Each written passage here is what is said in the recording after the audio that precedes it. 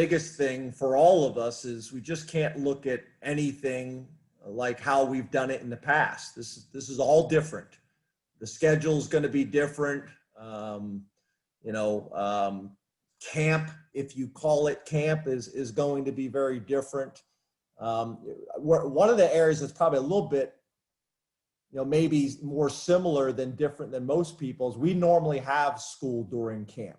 Our summer school sessions is very different than anywhere I've ever been before, where our guys are usually going to school, not normally a full load, obviously, like a fall, but it's just going to be very different. And from a practice perspective, from a meeting perspective,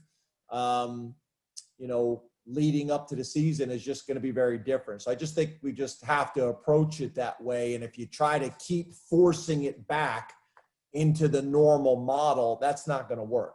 So it's going to be being creative and thinking outside the box and working not only with the staff and the training staff and the medical professionals, but also our players and talking to them as well to come up with what's best for Penn State football moving forward. I think it's also learning. I watched some of these games and listening to the coaches, what they said after the games and how things worked out, whether that's in the NFL or whether that's college. A lot of the things, a lot of the mistakes and a lot of the issues that we always see early in the season, I think are magnified right now. If you think about us, I know some of the other coaches said it on the Big Ten call this morning. I mean, when was the last time a Big Ten football player tackled anyone? Most of us, we had no spring practices.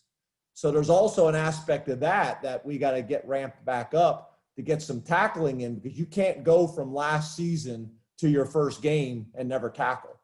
So there's going to be a time and a place for that as well.